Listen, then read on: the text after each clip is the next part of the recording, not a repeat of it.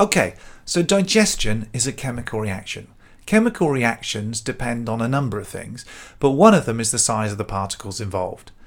And it turns out that in general, if you want a reaction to go more quickly, you want smaller particles. Let me take you to a scenario. It's a hot day, it's a beautiful day, and you want to drink a cold drink. Your drink isn't cold enough, so you want to get some ice. So you've got two options. You can either have shaved ice in there, or you can have chunks of ice, big ice cubes.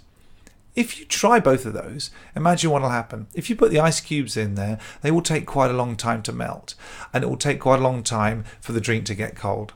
If you have shaved ice, you'll find that the shaved ice melts incredibly quickly, and the drink gets cold really, really quickly. And the reason is because the particles are very much smaller in shaved ice. So that means that the liquid around it actually gets in contact with the surface of the shaved particles, and as a result, it melts much more quickly. The same thing happens in digestion.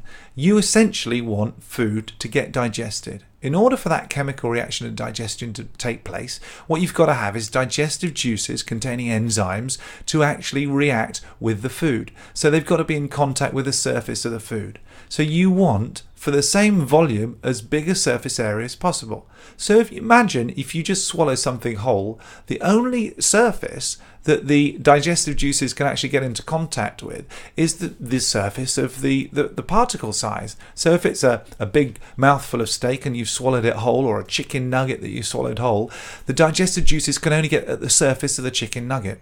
If you chop it into a few small pieces, or ideally into as many small pieces as possible, then the digestive juices can get all around those small particles, and they can get around the surface of those small pieces, and digestion will happen much more quickly, much more efficiently, and use up less energy than if you have enormous chunks. So the final thing is, what you need to do is chew to as small as possible. Liquid is about as small as you possibly can get. You can't get much smaller than liquid, so chew your food until it's liquid and then swallow it.